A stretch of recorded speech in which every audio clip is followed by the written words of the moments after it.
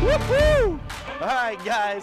Well, welcome back to another episode of Living the Dream. Second cast of the morning, and I hooked up a nice snook on this Matrix Shad here with Captain Jimbo Keith. And again today, we have special guest Jeff Stillwell, president of Salt Life, and of course Louisa. And right here's the snook in the water. If you guys want to take a look at it, you're going to see a lot of action on top here. He might jump again. I was so stoked to have a snook like that in the boat within 5 minutes of fishing. Woo! I think he is a slaughter.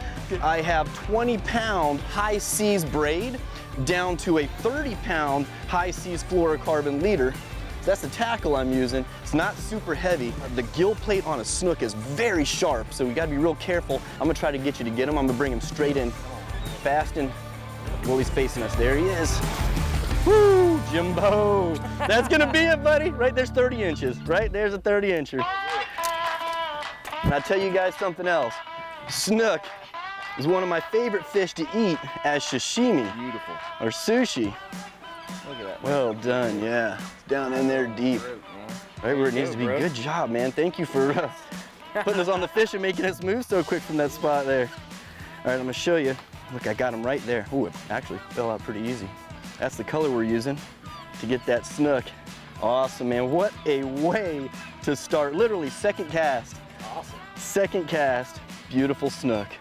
Also called a line sider. You can see why. That's actually the lateral line. They actually feel bait fish and other things moving through the water with that, and keeps them oriented and stuff. That serves a lot of purposes, I guess, on them. And also when you're holding them, we're gonna eat this one, we'll measure it to be sure. Be real careful about that white part of the gill plate because that will rip you up, so I'm on the outside there. And this gill plate that I was telling you about here, you see that? I don't even want to put my finger against it. It's razor sharp and hard. A lot of things to look out for on a snook besides their super sharp fins as well. Those go in your leg, you'll know it. It's like a little spear, and they have one on the tip of every one of their lower fins. There he is. Good eating right there. Oh man, Jimbo. All right, so I just caught that snook on the Matrix Shad with a 1/4 ounce jig head, and I'm tying a loop knot. I'm retying it because his gill did hit it a little bit and it was pretty frayed up. And there's your loop knot. I do the loop knot to give it that extra play when they're jumping around and stuff, and also it gives your lure a lot more movement under the water when you're using a jig.